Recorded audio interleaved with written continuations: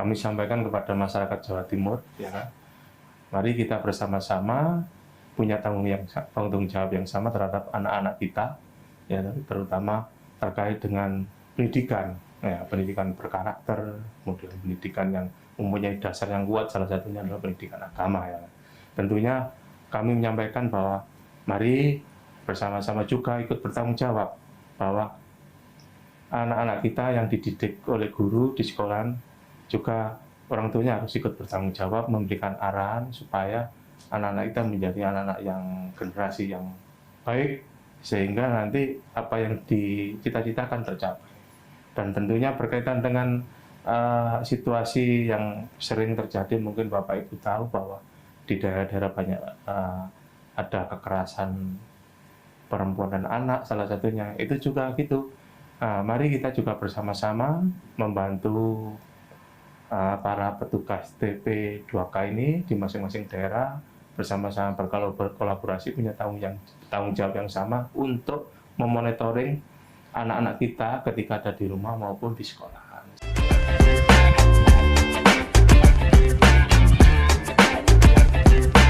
Halo Power, kembali lagi di podcast Suara Rakyat. Kali ini bareng dengan aku Aira, dan kalau membahas perempuan dan anak terutama di Jawa Timur, itu kan sudah masuk ke dalam beberapa kelompok, terutama kemiskinan ataupun kekerasan. Nah, kali ini Aira tidak sendirian Power.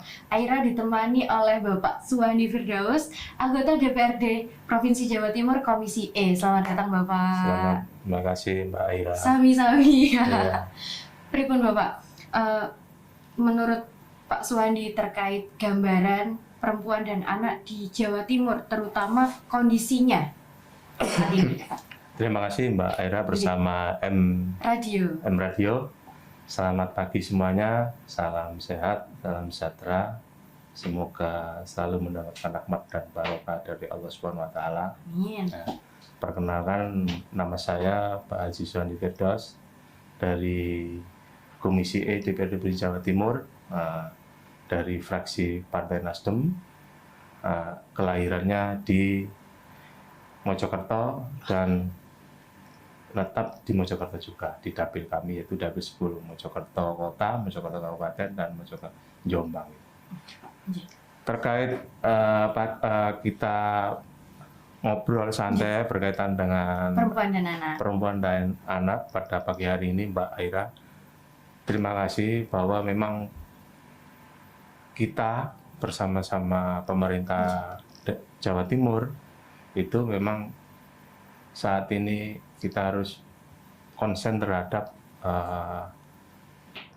perlindungan perempuan dan anak. Betul. Terkaitan dengan permasalahan-permasalahan yang timbul hampir setiap tahun ada permasalahan, termasuk hal-hal yang terkait dengan perlindungan, kemudian terkait dengan pendidikan, kemudian dengan kesehatan.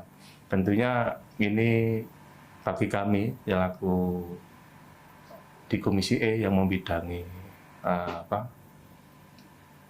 perempuan dan anak melalui Dinas DP2AK Jawa Timur, ini kami bisa bersama-sama untuk berkolaborasi, istilahnya memberikan yang terbaik dan menyelesaikan masalah-masalah dan mengantisipasi masalah-masalah berkaitan dengan kekerasan perempuan dan anak itu, Mbak.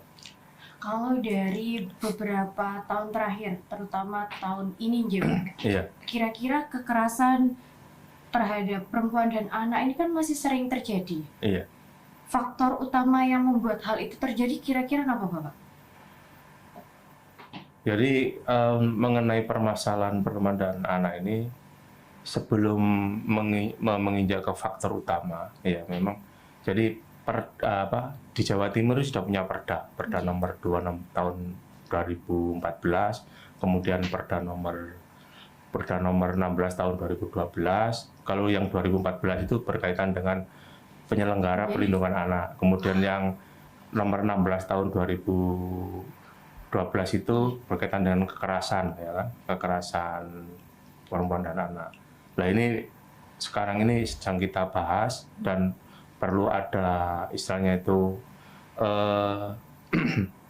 keselarasan atau harmonisasi, karena pemerintah pusat mengeluarkan undang-undang TPKS gitu, yaitu Undang-Undang tentang kekerasan seksual nomor 12 tahun 2022 tahun 2022. Nah, ini kita sudah mulai punya inisiatif Dewan untuk melakukan perubahan untuk hal tersebut supaya apa? Ketika ini sudah perda ini sudah terbentuk, perlu ada pelaksanaannya dan sosialisasinya sehingga antara pemerintah dan pelaku-pelaku termasuk LSM termasuk saya sebagai Komisi E itu bisa melaksanakan dengan dasar perda tersebut. Oh, berarti sudah ada perdanya, tinggal disosialisasikan saja. Ini masih tahap draftnya. Masih draftnya. Kita sudah mulai kemarin kita sampaikan di paripurna gitu ya kan. Karena apa? Ini supaya jadi acuan bahwa perda ini salah satunya untuk bisa kita laksanakan dalam hal komitmen bersama untuk perlindungan perempuan dan anak di Jawa Timur ini. Berarti gitu. Benar-benar harus dikawal serius ini. Ya betul, ini permasalahan yang serius memang harus kita kawal ya, karena ini terkait dengan generasi anak bangsa, terutama perempuan dan anak ini harus benar-benar kita upayakan supaya benar-benar terlindungi, baik dari segi apapun ya itu Mbak.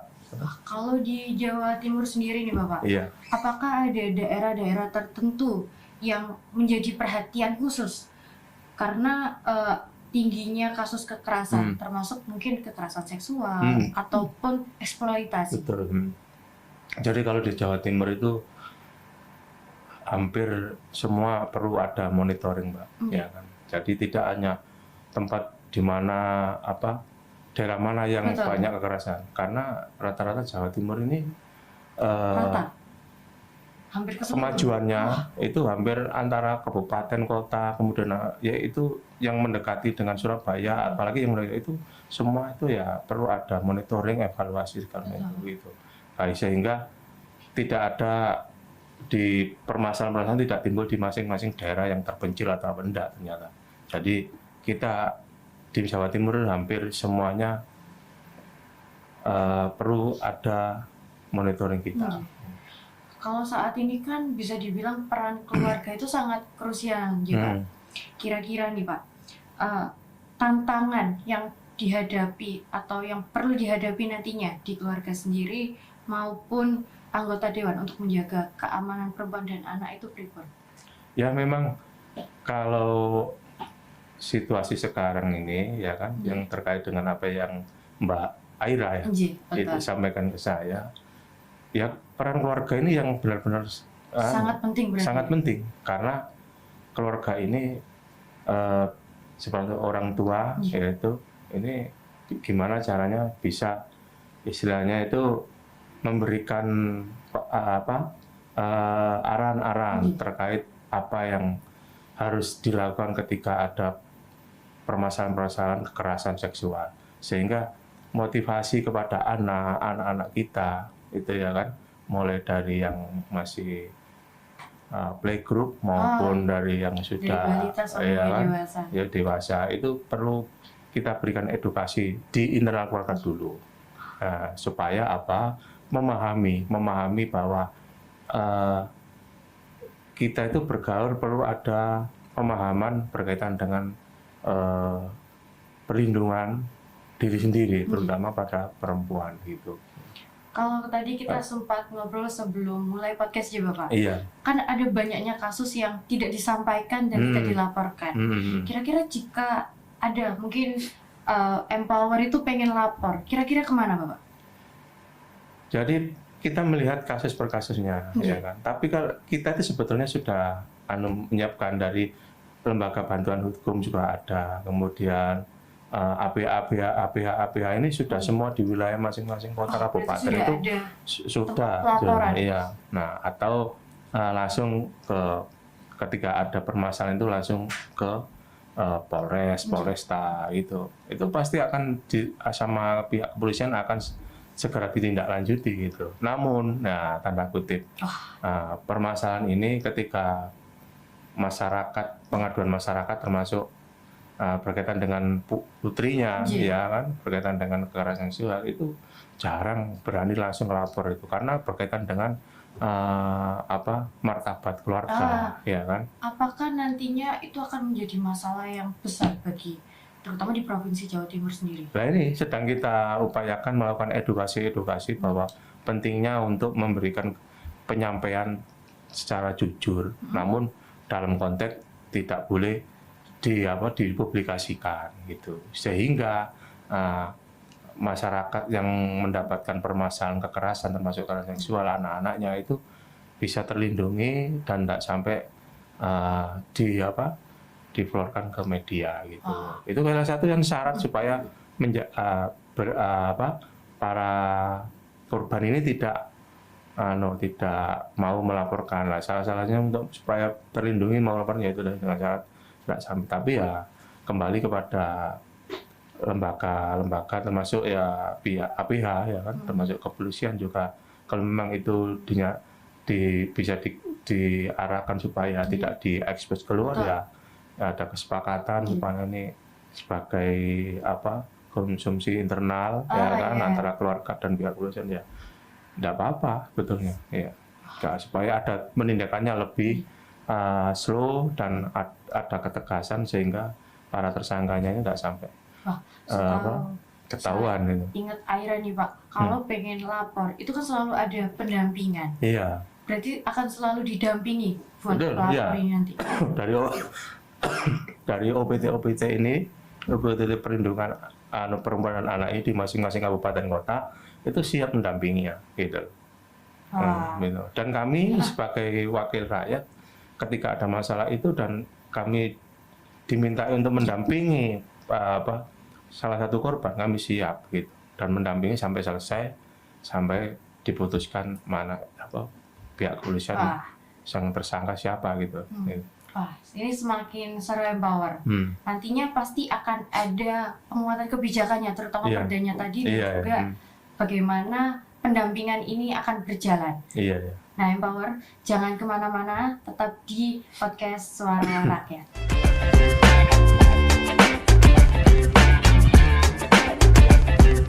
Halo Empower, kembali lagi di podcast Suara Rakyat, masih bareng Aira dan Pak Suwandi. Kalau tadi kita membahas tentang internal keluarga, kali ini kita akan membahas tentang apakah sekolah ini sudah menjadi rumah aman bagi perempuan, terutama anak-anak. Kalau di sekolah sendiri nih Pak Suwandi, apakah masih ada tantangan besar untuk mengurangi seperti bullying ataupun kekerasan secara verbal maupun non-verbal. Terima kasih Mbak Aira ya terkait dengan lingkungan sekolah yang berkaitan dengan perlindungan perempuan anak ya ini kita bahas ya TP2AK ya kan. Ya tentunya ini juga sama konsen kita terhadap tempat-tempat sekolah-sekolah yang nyaman, terutama nyaman bagi anak-anak kita, adik-adik pendidik kita yang statusnya masih yang perempuan terutama ya kan. Tentunya ini kita mempunyai dasar sejak Kemendikbudristek itu mengeluarkan peraturan nomor 46 tahun 2023 ya kan tentang tim pencegahan dan penanganan kekerasan ya kan TP2K ini kita sudah mulai salah satunya kita sudah mulai melakukan edukasi mengusulkan perda inisiatif dewan ya kan terkait perda yang lama gitu supaya ada kecocokan atau pembaruan dengan perda nomor dengan peraturan Kemendikbudristek ini nomor 46 ini. Nah, inilah salah satu yang harus kita pahami bersama bahwa memang dengan adanya peraturan pemerintah nomor 46 dari Kementerian Pendidikan itu tahun 2023 ini kita mulai awal 2023 setelah peraturan ini diterbitkan itu kita sudah mulai bentuk-bentuk di masing-masing sekolah semuanya. Baik SMK, SMA swasta, SMA, SMP juga sama. ada tim tim ketua tim TP2K. Wah. Ini untuk kerjanya mendampingi, bukan mendampingi, mengevaluasi sistem kerja, sistem gurunya dalam mengajarkannya, kemudian sistem monitoring terhadap siswa-siswa yang diajar itu, supaya tidak terjadi seperti hal-hal yang tidak kita inginkan, salah satunya bullying ya kan. Ya. Nah, ini sudah mulai kita laksanakan kerjasama dengan Dinas Pendidikan Jawa Timur dan kabupaten kota, ya, kemudian Dinas DP2KA, DP2K ya kan Jawa Timur, ya itu kita DP2AK ya, maaf tadi. Ya itu sudah, ya DP2AK itu sudah kita lakukan itu. Dan kita selaku wakil rakyat dari yang membidangi ini di Komisi E, kita sudah berkolaborasi. Dalam hal mengevaluasi, kemudian salah satunya yaitu peningkatan terhadap literasi emosional terhadap anak didik kita, ya, pendidikan karakter salah satunya, yang didasari oleh karakter yang mempunyai karakter yang baik. Salah satunya adalah dasar kita adalah agama, ya kan. Ya itu kemudian peran aktif guru, ya kan, karena di guru itu yang harus bagaimana. Kita memberikan edukasi. Nah, keliling-keliling ke UPT, dibagi-bagi. Kalau saat ini di dapil saya, di dapil Mojokerto dan Jombang itu, untuk memberikan tetap memberikan semangat terhadap tim TP2K ini, itu supaya apa? Jangan sampai di tempat-tempat sekolah-sekolah anak didik kita ini istilahnya terpengaruh oleh hal-hal yang berkaitan dengan kurang baik. Betul. Ya kan, yang karena sebetulnya dasar terbersih seperti itu sekarang ini lebih didukung oleh gadget, ya kan, karena adik-adik kita ini ya kadang-kadang menggunakan HP yang tidak kurang bertanggung jawab. Betul. Ya, sehingga mudah untuk mengklik sesuatu yang kurang baik. Betul. Untuk ditonton. Nah, kemudian akan pengaruh emosionalnya, harus gini gitu. Makanya kan tim di masing-masing sekolah TP2K ini kita berikan support gitu. Kita kunjungi. Betul. Di masing-masing, kita kumpulkan di masing-masing daerah-daerah supaya memberikan semangat, dan memang kalau ada masukan tentang berkaitan dengan apa yang harus dilakukan oleh tim ini, kita kita berikan dukungan moral gitu, karena kadang-kadang tim ini juga guru BP juga. Betul. Iya, itu. Kalau sekarang tuh zaman sekarang, kalau dulu zaman saya tuh guru BK, BP itu masih ditakuti. Iya. Kalau sekarang sudah tidak. Iya, makanya itulah dampak dari generasi kita, generasi Z ini. Termasuk regulasinya, karena TP2K ini kadang-kadang juga menanyakan ke kami tidak bisa melaksanakan tugas secara baik dan mendasar, Pak. Karena apa? Regulasinya ini yang baru segera diterbitkan, dan supaya kami tidak berbenturan dengan peraturan-peraturan yang lain, sehingga kami bisa memberikan edukasi kepada murid-murid kami supaya bisa mengarahkan yang lebih baik, karena tidak semua murid-murid kami itu punya pemahaman yang sama, punya etika yang sama. Perlu adanya arahan yang berkarakter dalam hal ini supaya cita-cita bisa tercapai dan menjadikan generasi yang emas gitu. 2045. Iya. Pak Suwandi, kalau dulu tuh sempat ada wacana yang namanya pendidikan keluarga. Iya. Itu kan sempat sering direncanakan. Tampaknya itu kan belum merata. Iya. Menurut jenengan pribadi maupun anggota Komisi E, kira-kira apa yang kurang dari eksekusinya? Jadi peran serta berkaitan dengan pendidikan di keluarga ini pengaruhnya dan kendalanya, yaitu salah satunya ya karena kesibukan masing-masing orang tua. Ya, kadang-kadang bapaknya juga kerja, ibunya kerja, dan ya pulang anaknya sudah tidur. Betul. Ya kan, hanya dititipkan oleh pembantu. Nah ini jadi implementasinya kurang tepat sehingga perlu ada regulasi yang baru yang sekiranya apa yang bisa menciptakan anak-anak kita supaya terhindar dari permasalahan-permasalahan berkaitan dan kekerasan, ya kan, termasuk bullying, ya kan. Ya, tentunya ini perannya orang tua ini harus juga bersama-sama sinergitas dengan guru, kemudian istilahnya lingkungannya, gitu. Nah ini, jadi kami melihat bahwa tidak bisa berjalan dengan baik karena sama-sama kadang permasalahannya yaitu tadi orang tuanya dua-duanya kerja, pulangnya malam, sehingga kalau kita arahkan bahwa pendidikan di lingkungan keluarga itu penting memang, tapi kadang-kadang juga ada keterbatasan, ya kan, karena dua-duanya sibuk kerja. Itu dia. Nah ini salah satunya itulah, makanya di tempat-tempat belajar itu ada ekstrakurikuler yang berkaitan dengan pendidikan karakter, termasuk karakter yang berbasis agama, gitu kan. Betul. Itu. Kalau dari sisi keluarga berarti memang perlu benar-benar eksekusinya harus ditekankan lagi juga, Pak, antara orang tua dan anak. Kalau misal melihat dari teman-teman yang menjadi penerima laporan, kira-kira dari Komisi E sendiri apakah sampun memperhatikan juga terhadap lembaga yang menangani seperti korban di puskesmas maupun di rumah sakit ataupun sekolah? Ya, kami selalu monitoring, Mbak, ya kan, monitoring semua permasalahan dan menindaklanjuti, ya kan.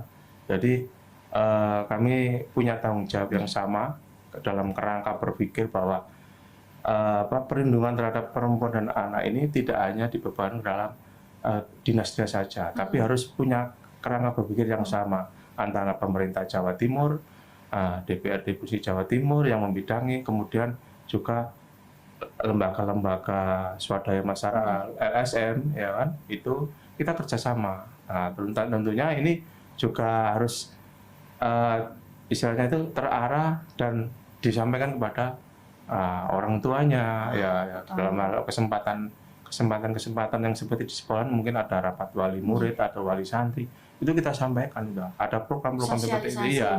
Nah, salah satunya yang kita sekarang ini kita genjot supaya tim TP2K ini benar-benar melaksanakan tugas dengan baik, karena pun tanggung jawab itu di pundaknya TP2K. Kalau kita kan jarang, ya kan. Nah, ini yang memonitoring tempat-tempat pendidikan, itu kita berikan semangat, ya kan. Salah satunya ya gimana supaya tim ini mendapatkan tugas dengan baik dan syarat persyaratannya dan istilahnya itu apa yang dibutuhkan kita support itu melalui usulan-usulan budget ya untuk anggarannya di provinsi. Berarti di semua daerah, terutama di Provinsi Jawa Timur itu sudah ada shelter masing-masing juga? Ada UPT-nya setiap daerah ada. Bahkan selain UPT ada yayasan-yayasan yang terkait dengan perlindungan perempuan dan anak gitu. Tuh. Empower, semakin seru pembahasannya, apalagi membahas soal perda yang masih draft juga, Pak. Iya, perda draft. Empower, jangan kemana-mana, tetap stay tune di podcast Suara Rakyat.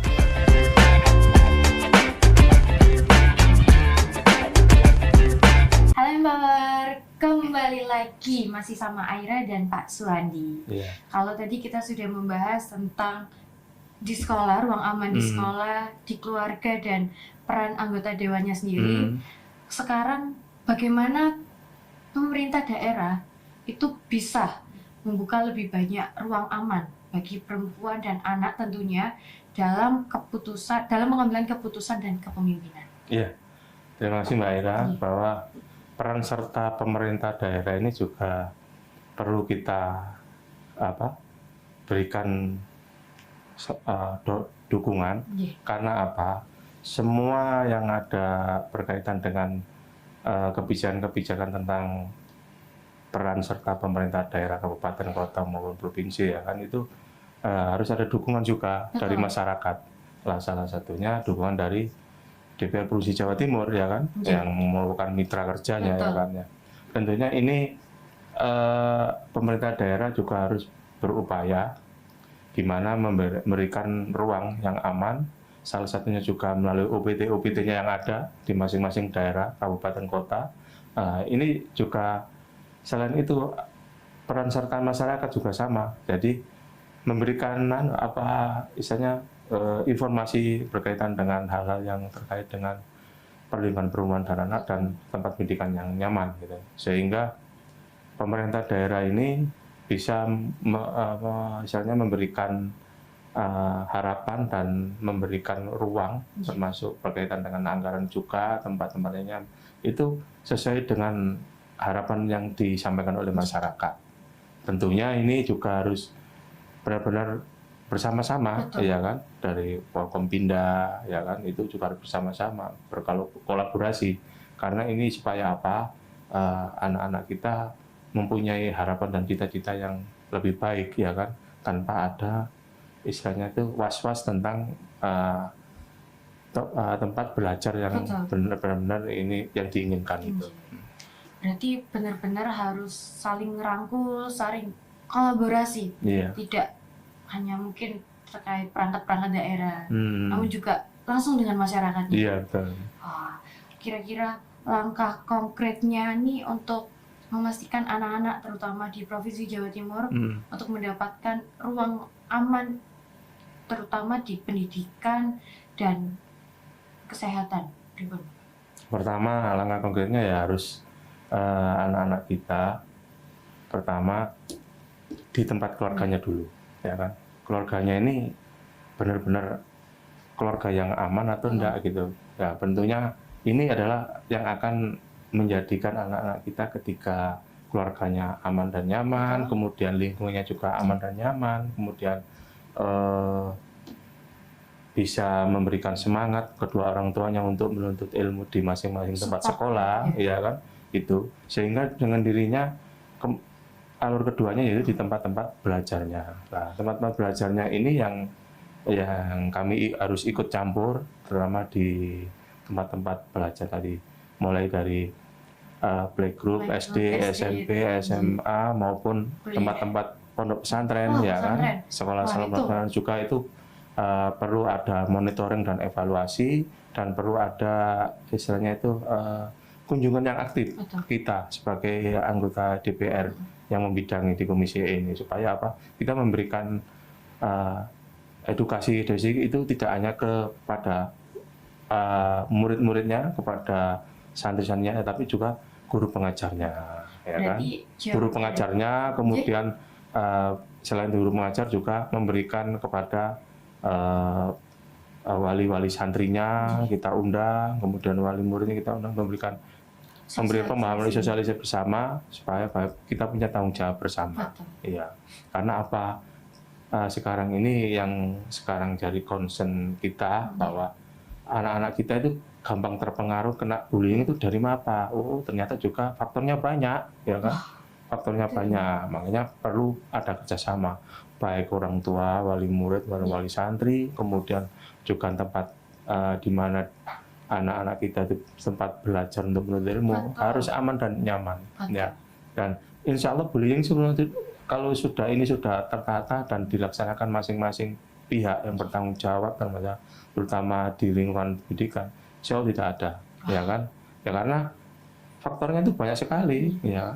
Contoh kalau ada siswa kebiasaannya itu ceria, tapi kok murung, ya di kelasnya.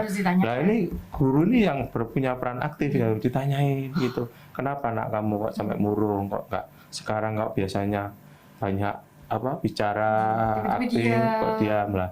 Sebelum itu melakukan tindakan yang lebih ada permasalahan yang lebih misalnya itu kurang bisa permasalahan yang kurang bisa nyaman.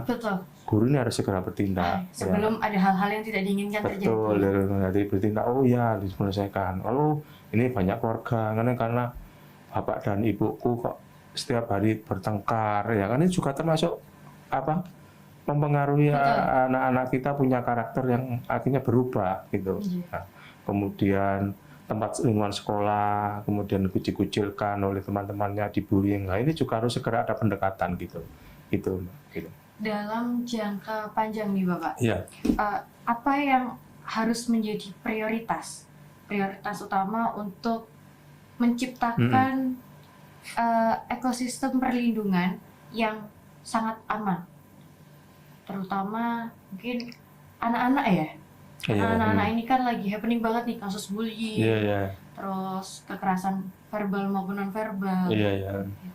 Ya, jangka panjang kita segera pertama perda inisiatif dari DPR Provinsi Jawa Timur ini segera untuk kita selesaikan sehingga kita melangkah mempunyai dasar hukum yang kuat dan punya arahan. Kemudian yang kedua, bersama-sama bekerja sama berkolaborasi yang bersama-sama antara pemerintah Jawa Timur melalui Dinas Pendidikan, DP 2 AK, kemudian DP 2 AK serta itu juga pemerintah kabupaten kota untuk memahami dan untuk bersama-sama bekerja dalam hal terkait dengan pendidikan anak-anak kita, terutama sekarang ini lagi banyak permasalahan yaitu tentang bullying, ya kan? Kemudian juga bersama-sama untuk menciptakan lingkungan sekolah yang nyaman dan aman, ya kan? Dan para guru juga harus mulai mengedepankan pendidikan karakter, ya kan? Salah satunya dasarnya adalah karakter yang beragama, ya kan? Anak-anak kita harus berdidik oleh dasar-dasar karakter yang beragama sehingga dengan sendirinya bisa membedakan mana yang kurang baik dan mana yang baik dan mana yang akan mendapatkan dosa dan mana yang mendapatkan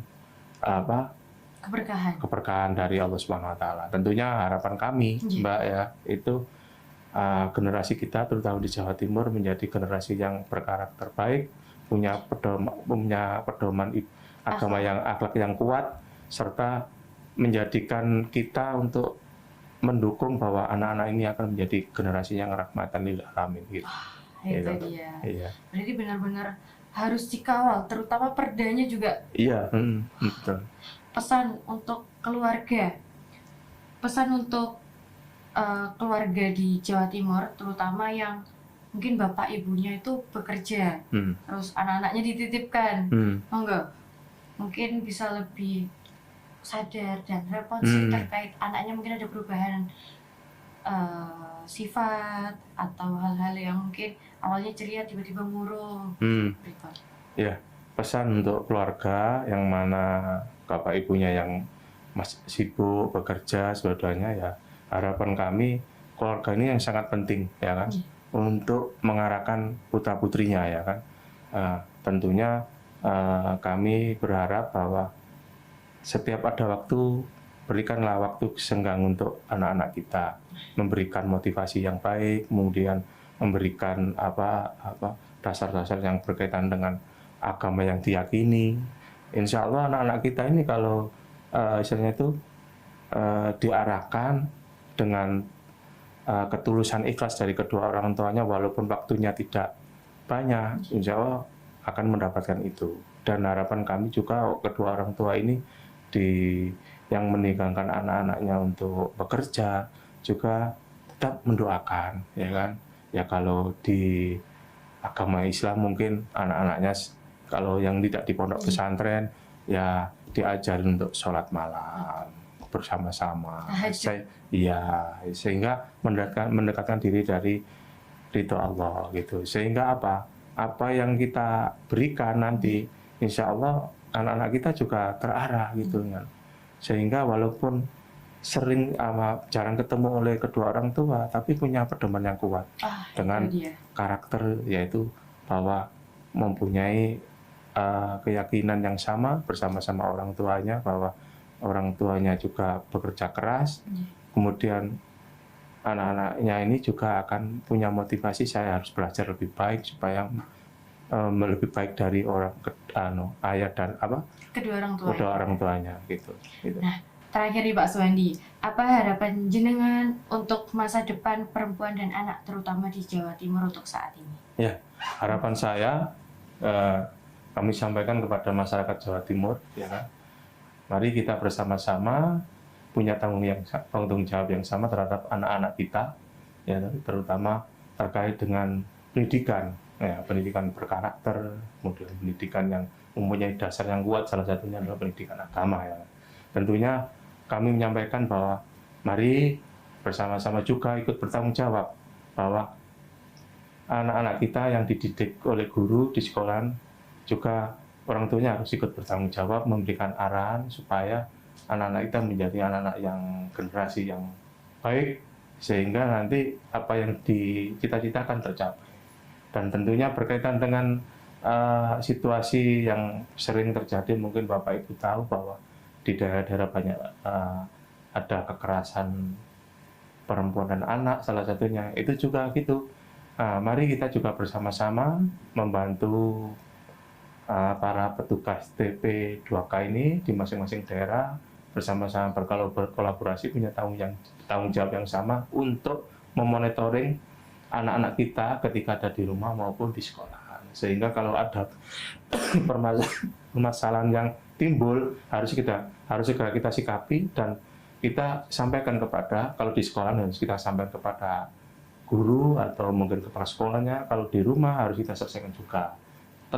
Tetapi kalau ada berkaitan dengan pelanggaran hukum, ya kita segera menyampaikan kepada APH, ya kan, penegak hukum yang berkaitan, salah satunya adalah kepolisian, sehingga nanti permasalahan ini bisa terselesaikan. Dan insya Allah kalau ini semua kita pahami yang sama, punya pemahaman yang sama, dengan sendirinya permasalahan yang timbul di Jawa Timur ini, salah satunya bullying maupun kekerasan seksual atau apa, ini kita bisa kita selesaikan dengan baik, dan dari tahun ke tahun insya Allah akan tidak ada masalah termasuk kriminal maupun bullying yang di tempat-tempat belajar ini. Untuk itu Bapak Ibu, mari kita sama-sama mendoakan anak-anak kita supaya menjadi generasi yang rahmatan lil alamin. Nah, itu empower. Jadi kalau misalnya ada kekerasan yang terjadi entah di lingkungan sekitar rumah ataupun di lingkungan sekolah, jangan sungkan disampaikan ke guru, ke orang tua maupun mungkin ke orang-orang yang lebih dewasa. Karena perempuan dan anak ini merupakan salah satu fondasi masa depannya di Jawa Timur. Nah, empower, kita sudah sampai di penghujung episode.